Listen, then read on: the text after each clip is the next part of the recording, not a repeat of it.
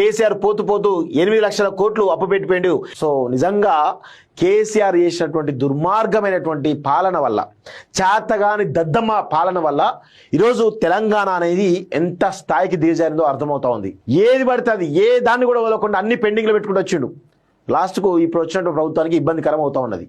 కేసీఆర్ అనేటువంటి ఒక చాతగాని దద్దమ్మ, చాతగాని అజ్ఞాని పాలకుడు ఎవరైతే ఉన్నారో ఈరోజు ఇబ్బడిగా కాళేశ్వరికి ఇష్టం వచ్చినట్టు, మిషన్ బైరకి ఇష్టం వచ్చినట్టు, మిషన్ కాకకి ఇష్టం వచ్చినట్టు, దళిత బంధుకి ఇష్టం వచ్చినట్టు ఏది పడితే అది ఇష్టాలైతే ఖర్చు పెట్టడం ద్వారా ఒక అడ్డు అదుపు లేకుండా ఈరోజు అప్పుల పాలు చేసిపోయిండు కేసీఆర్. ఈరోజు పోయి ఫామ్ హౌస్ లో లక్షల కోట్ల రూపాయలు దొబ్బి తిన్నటువంటి ఈ అయ్యా కొడుకులు, ఈ కల్వకుంట్ల కుటుంబం అంతా కూడా ఈరోజు జల్సా చేస్తూ ఎంజాయ్ చేస్తూ ఉన్నారు.